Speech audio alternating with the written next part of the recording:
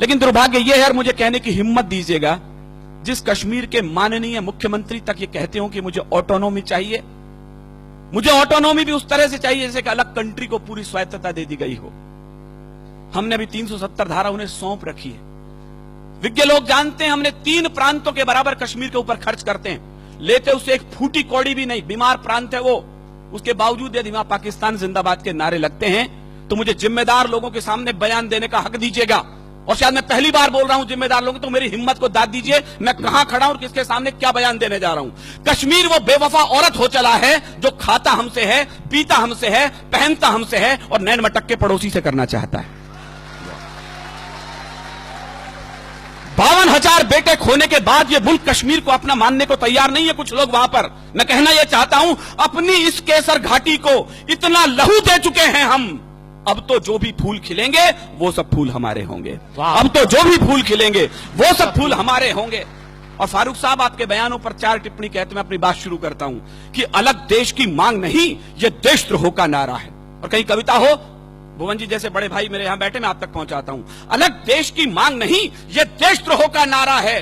ठंडी झीलों से निकला जो जलता सा अंगारा है, उन बेटों से गद्दारी है जो पर्वत पर सोए हैं। या पुलिस के जवान और सेना के जवान हैं, मैं आज की शाम उन्हें अपनी कविता सौंप रहा हूं। उन बेटों से गद्दारी है जो पर्वत पर सोए हैं, ना इंसाफी है उस मां से जिसने बेटे खोए हैं। और तुमको भी फारूक जी इसका, मुझे एक एक श्रोता के हाथ खड़े करके तालियां चाहिए इस बार मैं ठीक बोल रहा हूं तो, तुमको भी फारूक जी इसका सचमुच ध्यान रहा होता अगर तुम्हारा बेटा सीमा पर कुर्बान हुआ होता। अगर तुम्हारा बेटा सीमा पर कुर्बान हुआ होता, अगर तुम्हारा बेटा सीमा पर कुर्बान हुआ होता।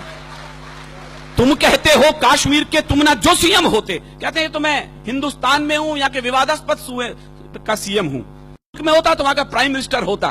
फारूक साहब, हिंदुस्तान में राजस्थान वो मिट्टी है जैसे इतिहासों को आईने दिखाए हैं, एक आईना मैं दिखाता हूं। तुम कहते हो कश्मीर के तुम ना जो सीएम होते, जाते पाकिस्तान वहां पर तुम उनके पीएम होते। फारूक जी अगर पाकिस्तान का, मुझे आपकी कमजोर तालियों के बीच कविता पढ़नी पड़ रही है, मेरा दुर्भाग्य भी हो सकता है। फारूक जी अगर पाकिस्तान का कुछ इतिहास पढ़े होते, फांसी के तख्ते पर तुम भी भुट्टो संग चढ़े होते। फांसी के तख्ते पर तुम भी भुट्टो संग चढ़े होते। फांसी के तख्ते पर तुम भी भुट्टो संग चढ़े होते। ये तो हम हैं जो गद्दारों को कुर्सी दे देते हैं, आस्तीन के सब सांपों को छाती पर सह लेते हैं। कोई रण में जीती भूमि भी वापस कर देता है, कोई सेना के लोहू से शाही को धो देता है, कोई मजहब के नारों से अलग देश बंटवाता है, कोई उग्रवादियों से जाकर हाथ मिलाता है। लेकिन ये तो हम लोगों की, मुझे केवल इशारे में नाम नहीं लेना, बोलना है, लेकिन ये तो हम लोगों की सब किस्मत में होना था। कुछ ऊंचे लोगों की गलती जीवन भर को ढोना था, कुछ ऊंचे लोगों की गलती जीवन भर को रोना था, कुछ ऊंचे लोगों की गलती जीवन भर को ढोना था। अच्छा होता, पता नहीं कितने लोग समझेंगे, अच्छा होता अगर पटेल कुछ लोगों को झटका देते, कुछ को आजादी मिलते ही फांसी पर लटका देते, कुछ को आजादी मिलते ही फांसी पर लटका देते। फिर ना कश्मीर का झंझट ना खूनी होली होती, फिर ना कश्मीर का झंझट ना खूनी होली होती, ना बंदूकों के साये में मेहंदी और रोली होती। अगर कबूतर श्वेत नहीं, यहां गुरु गोविंद सिंह के बेटे बैठे, मैं इनकी पगड़ी को गुरुद्वारा मान करके प्रणाम करना चाहता हूं। संजय ने अभी बताया, चुटकुलों की कौम बना के रख दिया हमने सरदारों को। माफ करें साहब, ये बलिदानों की सबसे बड़ी कौम थी। हमारे बड़े कवि बताते हैं 123 ऑथेंटिक फांसी हुई है पहले स्वाधीनता संग्राम में। आपकी तालियां इस बात को फख्र से बड़ा कर सकती है उनके बलिदान को कि 83 बेटे सिख मां की कोख ने दिए थे उसके लिए। हरिओम जी लिखते हैं, हम कर्जा खाए बैठे हैं गुरु गोविंद की कुर्बानी का, हम क्या एहसान चुकाएंगे उनकी आंखों के पानी का। हम उनकी गणना करते हैं आजादी के आधारों में, जिनके आगे जिनके 2-2 बेटे चिन गए दीवारों में, जिनके आगे जिनके 2-2 बेटे चिन गए दीवारों में। चापेकर बंधुओं के अलावा केवल दूसरा बलिदान गुरु गोविंद सिंह के परिवार से आता है। 4 बेटे थे, चारों के चारों युद्ध में और चमकौर के युद्ध में बलिदान हुए। 2 बेटे सरहिंद की दीवार में चिनवा दिए, 2 बेटे चमकौर के युद्ध में बलिदान हुए। रणक्षेत्र से दोनों बेटे आए मां के पास, मां प्यास लगी है। मां ने कहा शर्म नहीं आती रणक्षेत्र में खड़े हो, शत्रु के लहू से प्यास क्यों नहीं बुझा लेते।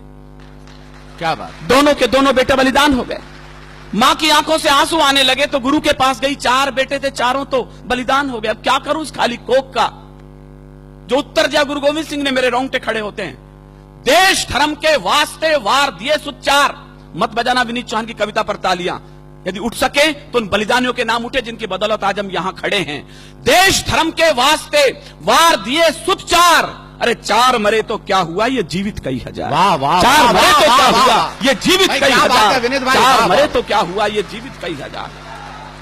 वाह। अगर कबूतर श्वेत नहीं, मेरे इशारे की भाषा, मेरी मजबूरी देखिए, मुझे किन लोगों के सामने क्या बोलना है और अपनी बात भी कहनी है। एक आग का दरिया है और तैर के जाना है। मुझे दोनों पक्ष प्रतिपक्ष के लोग बैठे हैं और अपनी बात कहनी है। अगर कबूतर श्वेत नहीं, मैं आपकी बौद्धिकता पर छोड़ता हूं, इशारे पर अपनी बात कहता हूं। अगर कबूतर श्वेत नहीं, हम गुरु के बात छोड़ देते तो लाहौर कराची को हम दिल्ली तलक जोड़ देते। तो लाहौर कराची को हम दिल्ली तलक जोड़ देते। अब भी अटल इरादे लेकर भारत के लोगों जागो, शांति मंत्र की पूजा छोड़ो, दुश्मन पर गोले दागो। शांति मंत्र की पूजा छोड़ो, दुश्मन पर गोले दागो।